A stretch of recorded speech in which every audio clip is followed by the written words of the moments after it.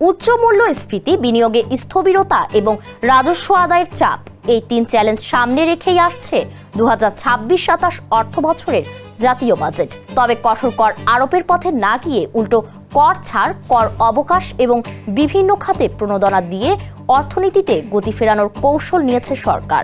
সাধারণ মানুষের জীবনযাত্রায় ব্যয় কমানো এবং শিল্প খাতে নতুন বিনিয়োগ আকৃষ্ট করাই এবারের বাজেটের অন্যতম লক্ষ্য।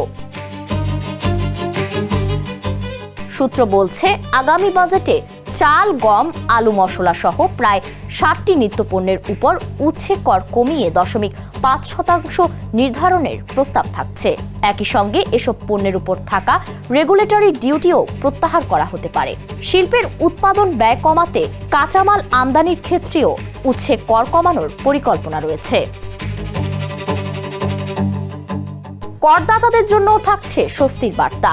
করমুক্ত আয়সীমা বাড়িয়ে 3,75,000 টাকা করা হচ্ছে এবং আগামীতে তা 4 লাখ টাকায় উন্নীত করার ঘোষণা আসতে পারে। পাশাপাশি আয়করের 5% ধাপ বাতিলের চিন্তাভাবনা রয়েছে। ব্যবসা বাণিজ্যে চাপ না বাড়িয়ে কর্পোরেটে ব্যবহারেরও অপরিবর্তিত রাখা হচ্ছে।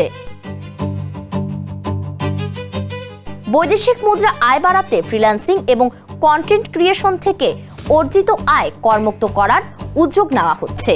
অন্যদিকে দেশীয় শিল্পকে উৎসাহ দিতে বৈদ্যুতিক গাড়ি, mobile phone, TV, fridge, washing machine ও কম্পিউটার উৎপাদনে বিভিন্ন ধরনের কর রেয়াত ও অব্যাহতি সুবিধার মেয়াদ বাড়ানো হতে পারে।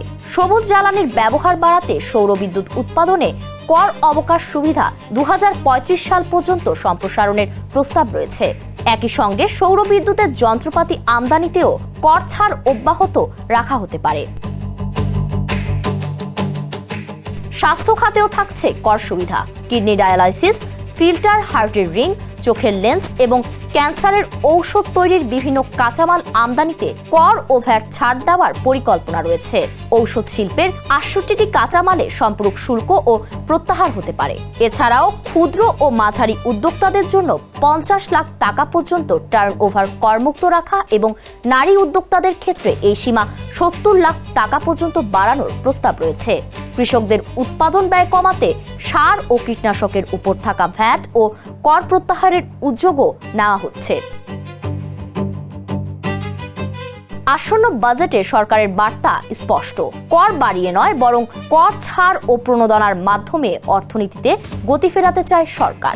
তবে বিপুল কর রেয়াতের মধ্যেও রাজস্ব আয়ের উচ্চ লক্ষ্যমাত্রা অর্জন কতটা সম্ভব হবে, সেটি এখন সবচেয়ে বড় প্রশ্ন।